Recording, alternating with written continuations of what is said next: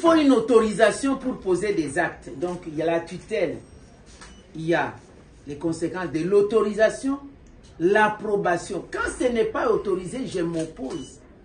Si je n'ai pas approuvé, je m'oppose, c'est naturel. Le mouvement du personnel, le budget, le programme, l'élaboration de tout. C'est bien clair. Donc c'est pourquoi vous pensiez que je vous fatiguais, je vous dérangeais, lorsque par exemple, ça fait des mois et des mois que j'ai demandé d'avoir la liste de toutes les banques où sont logés les fonds du fonds forestier. Les livres, où sont, il y a les livres du fonds forestier communique. Je l'ai demandé, mais je n'ai jamais obtenu. En échange, on m'envoie d'autres documents. Parce que ça ne se fait pas de ma Bokobank. Ça se passe, les actes sont payés directement à la banque.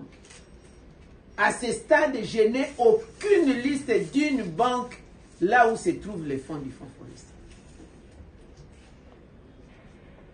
J'ai demandé la liste de toutes les organisations non gouvernementales et les personnalités, parce qu'il y a aussi des personnalités qui ont des actes, qui ont bénéficié du fonds forestier pour le reboisement, surtout essentiellement le programme 1 milliard d'arbres.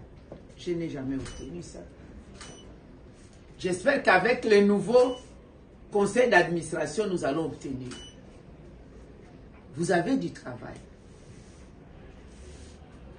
Nous avons besoin de cette liste. Non seulement la liste de tous ces ONG, mais à quel plafond de financement? Parce que tous n'ont pas été alignés sur le même enseigne. Ça dépend. Ceux qui ont eu 100 hectares, ceux qui ont eu 50 hectares, ceux qui ont eu plus.